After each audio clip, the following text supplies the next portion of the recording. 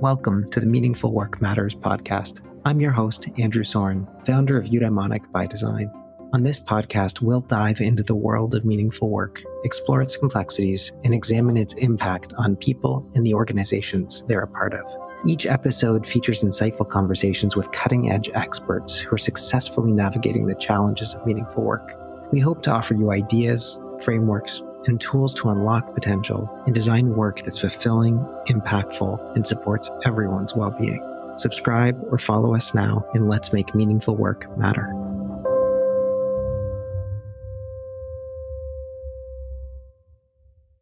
I'm super excited to be talking with Scott Barry Kaufman today.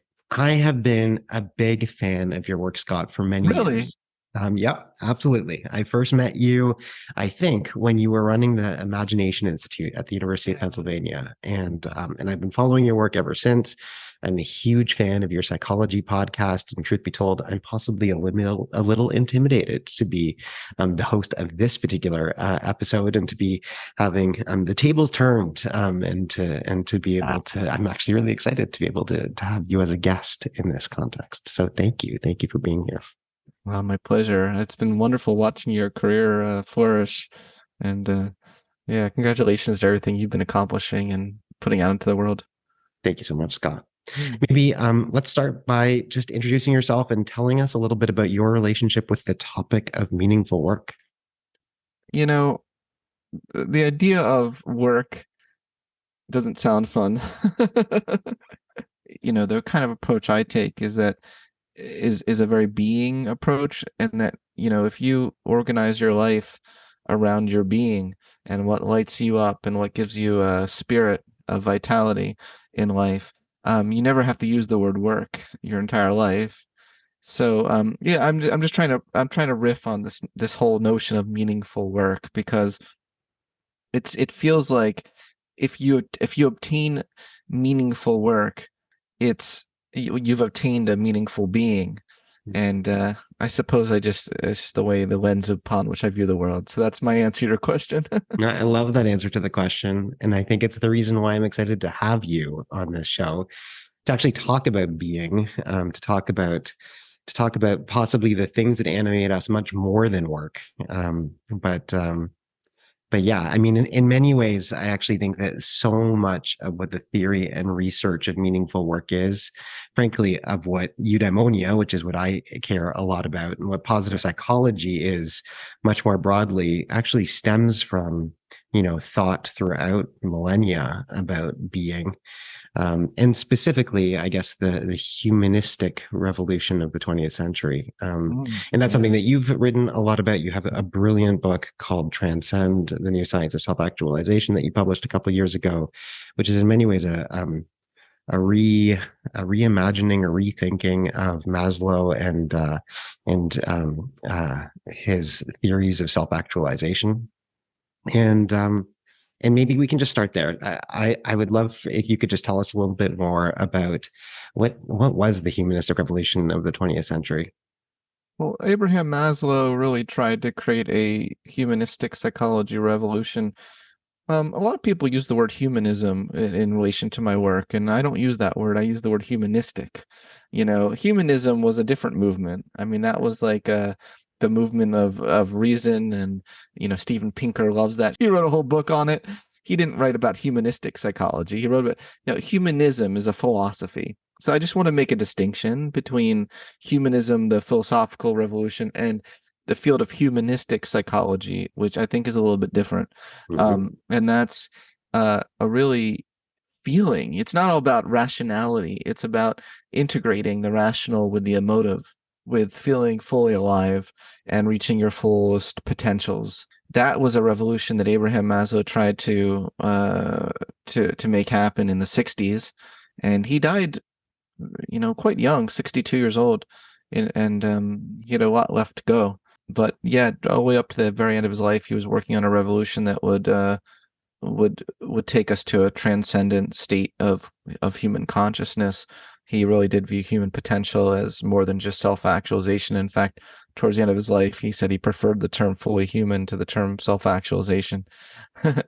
And I thought that was interesting. But are we, is it a revolution right now in 2023? Is that what I'm working on? Is that what I'm doing? Is that my mission? Perhaps. The word revolution sounds very extreme.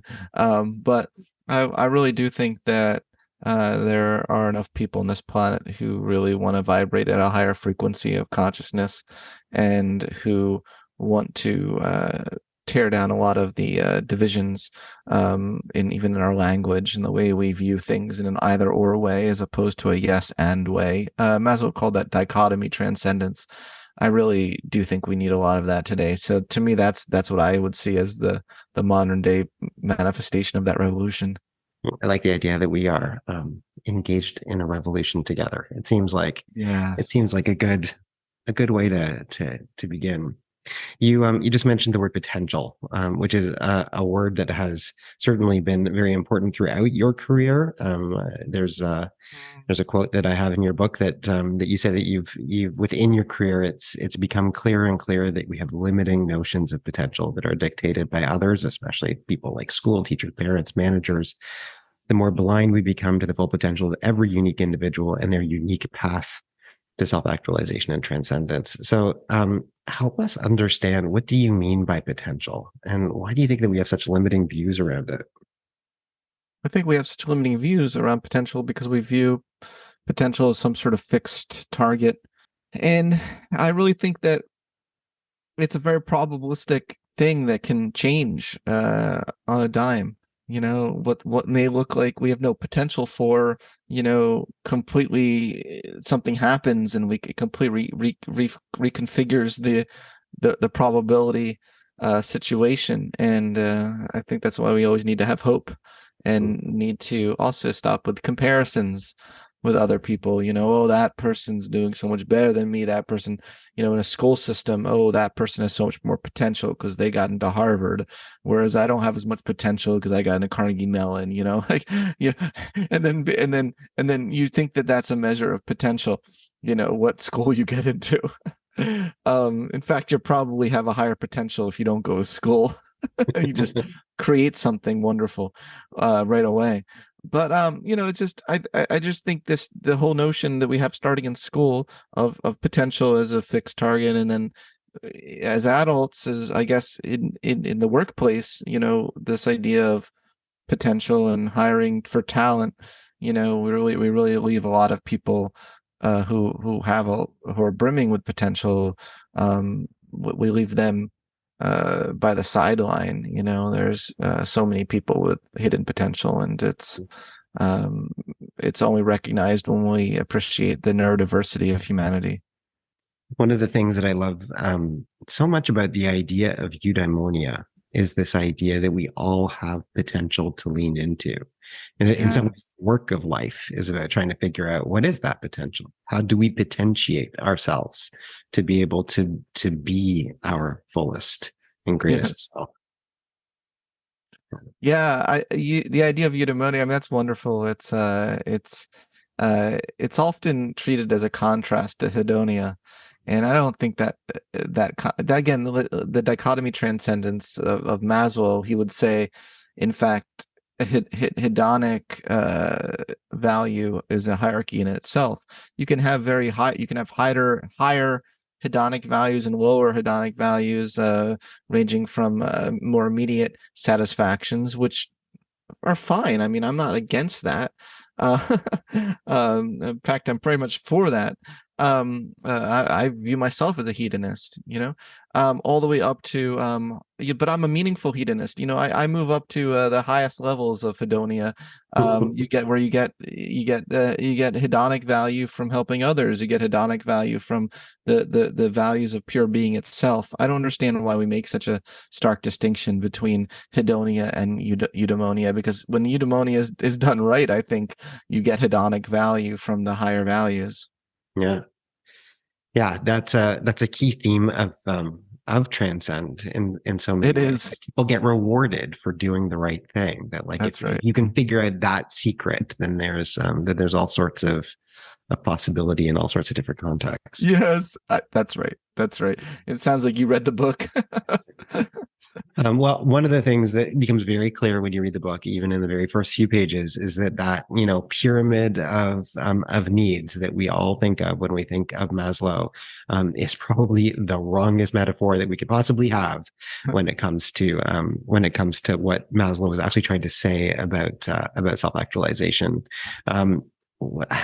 You come up with a metaphor of a sailboat. So what's wrong with the pyramid, and why should we think about those needs in the context of a sailboat? It seems like a better metaphor for the self-actualization journey. So with a sailboat, you constantly opening up the sail, closing the sail. You go through moments where you don't feel safe and stable, and you need to attend to the basic needs of the boat itself so that the water doesn't come in and you don't feel like you're drowning. And sometimes you're gonna have those days, and some days you're gonna have those days where you feel like you're really sailing and really catching the wind, and everything's in that flow state of consciousness, and those are wonderful moments. You can't have those moments every day. You can't have those moments the whole day of any day. Look, it's just that's the life cycle, and so I think the sailboat shows that integrative process of these how these various parts work together. And it really resonates. That sailboat metaphor really resonates, and I've used it a lot in probably a too oversimplified a way, not only on this podcast, but when I've talked about the relationship between meaningful work and decent work, to kind of talk about the fact that in many ways decency at work is like the hull of the boat. I mean, it's the thing that kind of keeps us afloat. And meaning is at least one of the sails. It's one of your sails. It's certainly not the only sail that you have. But that if you're just holding on to that sail without the hull in the middle of an ocean, it's probably going to drown you, let alone take you anywhere. But let's just unpack that a little bit further, and kind of I love because I really do love the way that you've constructed this metaphor. You say that the hull of the boat is about safety, connection, and self-esteem. How do those kinds of things do you think show up at work? Well, hugely. I mean, there's a really rich literature, scientific literature on each of those topics. You look at connection, for instance, the importance of high quality connections in the workplace, like the work of Jane Dudden, is just really brilliant along these lines, showing that it can cause well, I would say I would go further and say just I don't view any of these things as isolated parts of a system. So the reason why I call it the security system and then I have the growth system, those are the two main systems, is because within each system, each one really profoundly affects the other, and colors the world. Like if you really are an environment in the workplace with low quality connections, it can feel like this corrosive black hole where every interaction is causing greater darkness, and that really can impact your self-esteem, and your sense of mastery and self-worth in the workplace. And it also will flow into the idea of low sense of safety and coherence in your environment. So I just think all these things really need to be viewed as a system and not isolated things. And really, when you're feeling great self-esteem, you're in the workplace, you're feeling like your work is going really well, and that you're socially valued in the workplace, then your need for high quality connections is not as great. See, you don't want to be so needy. The point is, when you get to the growth realm, you realize that you just want to satisfy those basic needs to a certain degree where you don't become so needy for them. There was something that really struck a chord for me when I was reading specifically the pieces around safety. There's another researcher of Kenya, Lasova, who's going to be on this podcast in another few episodes, and she and her colleagues have done a lot of research about the say-do gap between like what organizations say they care about and what they do, espoused versus enacted values. And they're such a killer for the motivation of people who are engaged in meaningful work. Like when there is that say-do gap, it really erodes and destroys people's, like, it creates anger and frustration and outrage. And it made me, like, when I was reading what you were saying about coherence and the kind of safety need that coherence is connected to, and the idea of psychological entropy as a piece of that puzzle, it made me think very differently about what that say-do gap actually represents, and perhaps why it causes so much destabilization in organizations. Oh, I love that distinction.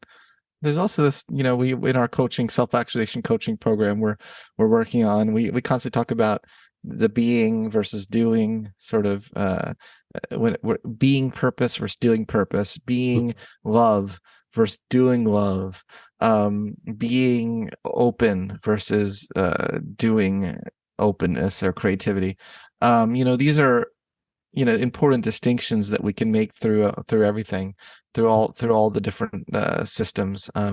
You can go one by one, and I can elucidate what I mean. Like when you're doing love, you're giving, for the sake of getting something else, like greater status, greater power, greater um like a company is like, oh, well, if we give more, our bottom line will be increased. It's like, okay, that's great motivation for giving. That's great. I mean, it could be a great motivation, actually, if that money is then going towards more help of the world, but it could also not be good. So anyway, I don't think any of these things are absolutely good or bad, but just being mindful of when you're in a being state versus a doing state. Maybe in some ways the things that are missing most from the discussion around meaningful work. So I said that, a lot of the debate in meaningful work is like, can you have meaningful work without decency? But it feels like you totally missed the boat on the possibilities of true growth, of true self-actualization, of ultimately, the transcendence needs that Maslow is ultimately trying to get at. So maybe let's go there. Tell us more about the other sails beyond. So I mean, one of the pieces of the sail is purpose, but the other pieces of the sail are exploration, love. I've used this system, exploration, love, and purpose. It comprised the growth system, and the base of that is the spirit of exploration, of curiosity, of openness, of, I'm going to get out there and I'm going to learn something from everything. I'm not going to let failure, deter me. And that sort of openness is the spirit that pervades the journey, the adventure of life, that can lead to growth. It's the soil for growth, but integrated with a spirit of humanitarian concern, which I view love as different than connection. A lot of people in the world right now, they're connected to people in their in-group. Sure, you're connected to your family, you have similar genes. But there's so much hate right now of the out-group. My work can contribute to that in any meaningful way. It would really make me very happy. So integrating a spirit of exploration with a spirit of universal love and concern for humanity, integrated with your values and a goal, a higher level goal of where you're moving to. What port are you sailing to? When you integrate those three things, I think we get a nice idea of what growth looks like. You say growth. When you talk about kind of growth-driven life or a growth motivation, is that different than a growth mindset? It is. Thank you for that softball question, because I constantly I appreciate it, Andrew. I constantly tell people, I'm much more interested in growth motivation than growth mindset. Growth motivation is where you're motivated by those three things that I just mentioned. You're motivated by a sense of humanitarian concern, a spirit of exploration and growth, and a sense of purpose. But those things are integrated. And to me, that's growth motivation. I think that, so what? So kids have growth mindset in school for standardized test scores. That's great. That'll get them into a better college. Maybe that'll help them with their grades. But is that going to help them have a meaningful work, someday? Is that going to, it's like, and we just reward that, it's like, the people who are obsessed with growth mindset are obsessed with grit. And I think that these are not bad things. Nothing's bad or good by themselves, right? I'm not like tearing down anything here, but blind grit is like, okay, so what? Yeah. You know. Yeah, I appreciate it also, just the way that whole system has to work. I mean, you even talk about the fact that, purpose is not always healthy. You can have very, very, maladaptive or unhealthy or corrupted purposes, I guess, in different ways. But I guess if you are seeing it all as a system and you're bringing together that sense of purpose with a sense of transcendent love, then it's a lot harder to go wrong. And I just think I see a great connection between that and eudaimonia. There's a lot of debate among philosophers about what exactly he meant by eudaimonia. I think I know what he meant. And I think he was really referring to self-actualization. I think he was really referring to realizing the most meaningful, unique center of your being, and developing that to its full potential. I really do think he meant potential. Let's bring this back to work. In the context of Transcend, you talk about Andrew K. nonlinear systems, and is it Eucychian workplace? The Eucychian workplace. Yeah, That was the notion that Maslow had. Yeah, tell us a little bit about that. We had a vision for the workplace that was one where self-actualization was an important goal of its workers. I mean, he extended this work on theory X and theory Y. The notion that we work towards we reward people through a carrot stick kind of situation. That the theory of theory X is that workers work best when they get punished for doing bad and get rewarded for doing good. Theory Y is that there's a sort of a intrinsic motivation. They're really rewarded intrinsically, and Maslow extended that and said, I think there's a theory Z where workers are motivated by transcendence, and I think a lot of his writings about psyche and management were even, there's like a difference in his writings as he gets older and older and older, and all the way up to the very end, he really gets more and more interested in transcendence and more interested in what does it mean to, even in the workplace, be motivated by the highest values and by transcendent values, and to be motivated by peak experiences. What do you think that would look like? Like, what would a theory Z workplace look like? What would the enabling conditions for it be? Well, I think it'd be one where the greatest conditions for the flow state of consciousness were maximized, where people had peak experiences in the workplace. They had they found their work fused with their highest values. It makes me think about another part of the book. You quote Maslow as saying the following in an interview. One day just after Pearl Harbor, I was driving home and my car was stopped by a poor, pathetic parade. As I watched, the tears began to run down my face. I thought we didn't understand, not Hitler, not the Germans, not Stalin, not the communists. We didn't understand any of them. I felt that if we could understand, then we could make progress. I had a vision of a peace table with people sitting around it, talking about how human nature and hatred, war and peace and brotherhood. I was too old to get into the army. It was at that moment that I realized that the rest of my life must be devoted to discovering the psychology of the peace table. Tell us about the psychology of the peace table for Maslow. Oh man, just gotta chill. I feel like that's what I'm devoting the rest of my life to as well. Especially with this next book I'm working on. Yeah, I just think that ego is such a big divider. It's such an unnecessary divider, where humans are so good at creating divisions, and they're not as good in fostering peace. And why is that? Why is hate stronger than love? And it comes down to our whole evolution and how what's in our DNA. But it doesn't mean that we can't evolve a higher consciousness to override it and obtain what we really want out of our lives. there's just there could be a greater integration between evolution and positive psychology. My friend Glenn Gear just published a really great book, Positive Evolutionary Psychology, which I wrote the foreword to. And I think that we can have a more realistic understanding of human nature in the field of positive psychology. I see some of these toxic positivity people at the conferences, that are a little too intense for me. Let's be there. For people. Let's live in the space where people are living. Do you know what I mean? Have you met anyone like that before? I sure have. I mean, it feels in some ways like there couldn't be a more important topic for this field, for the work that we all do.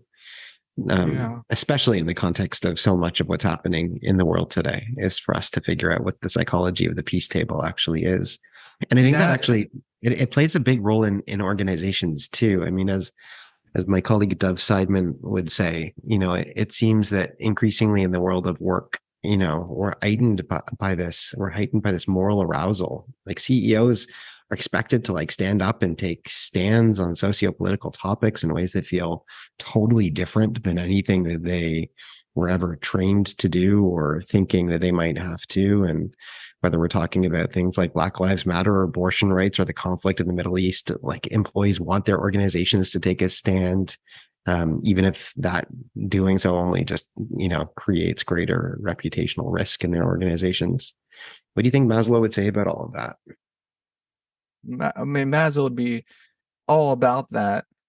He viewed self-actualization not as impulsive, but as spontaneous, and that's different than impulsive. The notion that it's going to be easy is such a bit. He really railed against the kids in the '60s, hippies, who viewed self-actualization as easy through drugs and sex. And he really wanted to make clear that it's through hard work and determination and integrity. Is there anything else that you're working on that you think that people would be keen to know about it? I know that you're always working on tons, so that might be a hard question, but well, check out the Psychology Podcast, as always. And I'm working on a new book, but that won't be out till 2025, spring 2025. But there are lots of things coming up on the horizon. But it was really great to talk to you, Andrew. I really appreciate how you show up in the world and your commitment to integrity and helping people with meaningful work. It's no small thing that you're doing. Thank you, Scott.